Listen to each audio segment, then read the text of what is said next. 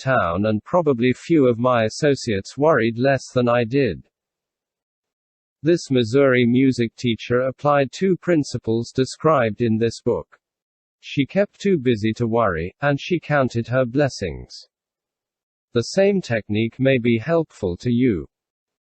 I was acting like an hysterical woman by Cameron Shipp magazine writer. I had been working very happily in the publicity department of the Warner Brothers studio in California for several years. I was a unit man and feature writer.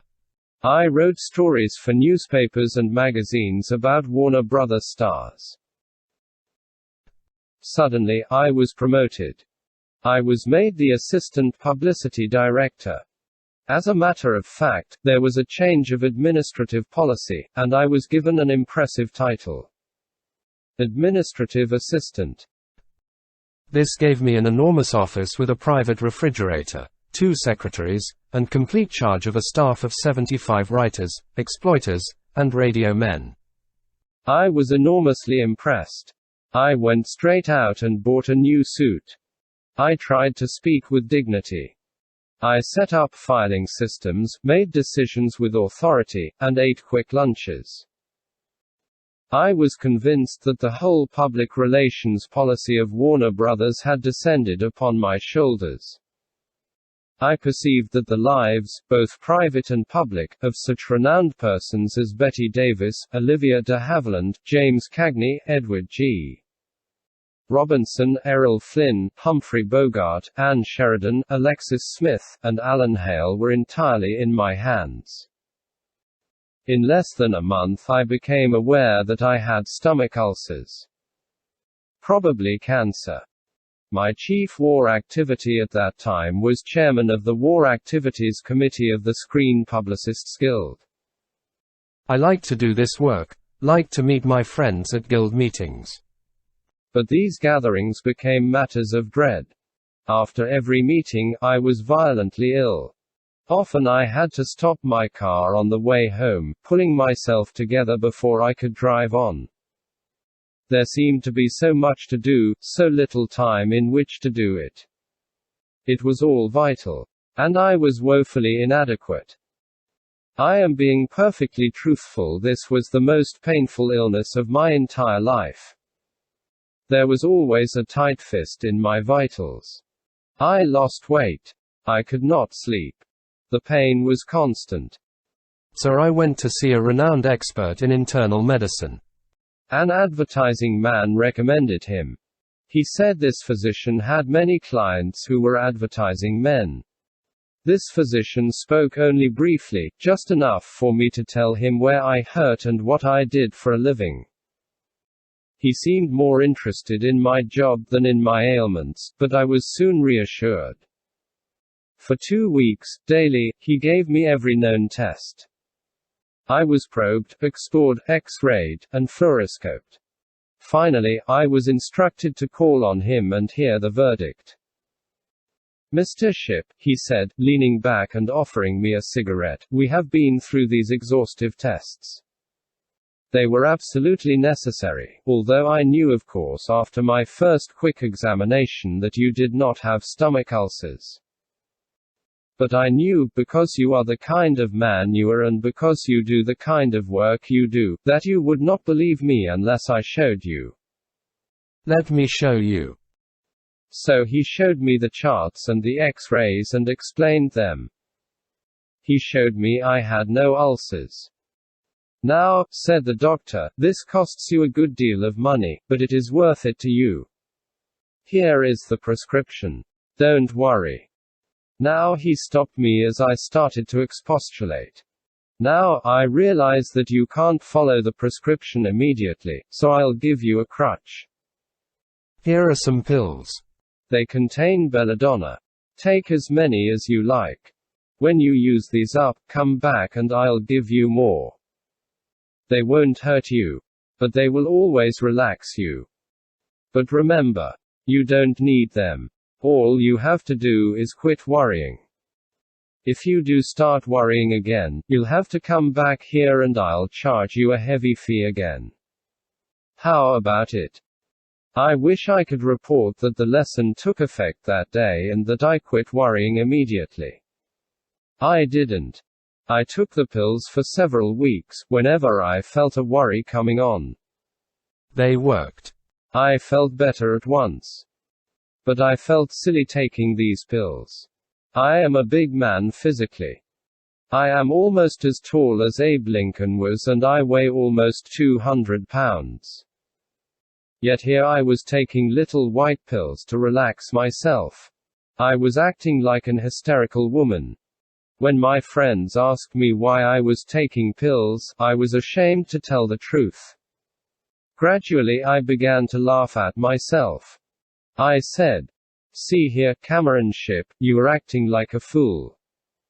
You are taking yourself and your little activities much, much too seriously." Bette Davis and James Cagney and Edward G. Robinson were world famous before you started to handle their publicity. And if you dropped dead tonight, Warner Brothers and their stars would manage to get along without you. Look at Eisenhower, General Marshall, MacArthur, Jimmy Doolittle and Admiral King. They're running the war without taking pills. And yet you can't serve as chairman of the War Activities Committee of the Screen Publicists Guild without taking little white pills to keep your stomach from twisting and turning like a Kansas whirlwind. I began to take pride in getting along without the pills. A little while later, I threw the pills down the drain and got home each night in time to take a little nap before dinner and gradually began to lead a normal life. I have never been back to see that physician. But I owe him much, much more than what seemed like a stiff fee at the time. He taught me to laugh at myself. But I think the really skillful thing he did was to refrain from laughing at me, and to refrain from telling me I had nothing to worry about. He took me seriously. He saved my face. He gave me an out in a small box. But he knew then, as well as I know now, that the cure wasn't in those silly little pills. The cure was in a change in my mental attitude. The moral of this story is that many a man who is now taking pills would do better to read Chapter 7, and relax. I learned to stop worrying by watching my wife wash dishes by Reverend William Wood. 204 Hulbert Street, Charlevoix, Michigan. A few years ago, I was suffering intensely from pains in my stomach. I would awaken 2 or 3 times each night, unable to sleep because of these terrific pains. I had watched my father die from cancer of the stomach, and I feared that I too had a stomach cancer or, at least, stomach ulcers. So I went to Burns Clinic at Petoskey, Michigan, for an examination. Drive. Lilga, a stomach specialist, examined me with a fluoroscope and took an X-ray of my stomach. He gave me medicine to make me sleep and assured me that I had no stomach ulcers or cancer. My stomach pains, he said, were caused by emotional strains. Since I am a minister, one of his first questions was, "Do you have an old crank on your church board?" He told me what I already knew. I was trying to do too much. In addition to my preaching every Sunday and carrying the burdens of the various activities of the church, I was also chairman of the Red Cross, president of the Kiwanis. I also conducted 2 or 3 funerals each week and a number of other activities. I was working under constant pressure. I could never relax. I was always tense, hurried, and high-strung. I got to the point where I worried about everything. I was living in a constant dither. I was in such pain that I gladly acted on drive. Lilga's advice. I took Monday off each week, and began eliminating various responsibilities and activities. One day while cleaning out my desk, I got an idea that proved to be immensely helpful. I was looking over an accumulation of old notes on sermons and other memos on matters that were now past and gone. I crumpled them up one by one and tossed them into the wastebasket. Suddenly I stopped and said to myself, Bill, why don't you do the same thing with your worries that you are doing with these notes? Why don't you crumple up your worries about yesterday's problems and toss them into the wastebasket? That one idea gave me immediate inspiration, gave me the feeling of a weight being lifted from my shoulders.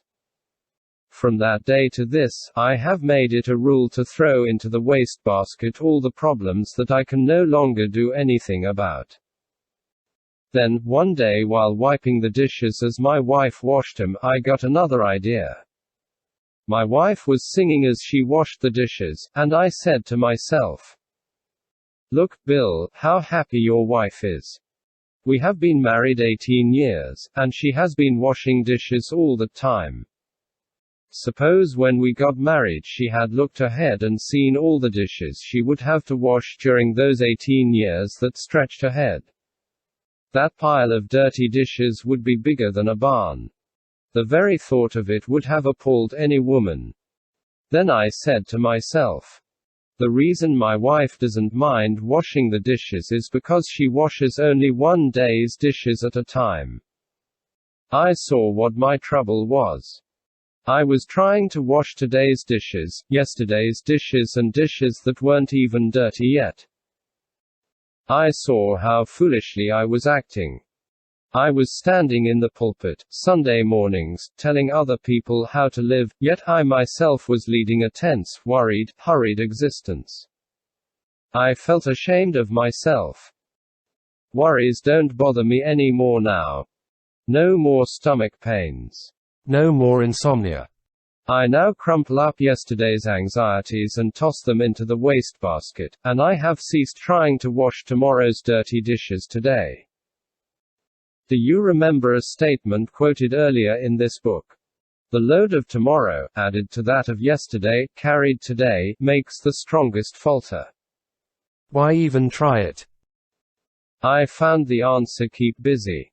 By Del Hughes. Public Accountant, 607 South Euclid Avenue, Bay City, Michigan. In 1943 I landed in a Veterans Hospital in Albuquerque, New Mexico, with 3 broken ribs and a punctured lung. This had happened during a practice marine amphibious landing off the Hawaiian Islands. I was getting ready to jump off the barge, onto the beach, when a big breaker swept in, lifted the barge, and threw me off balance and smashed me on the sands. I fell with such force that one of my broken ribs punctured my right lung.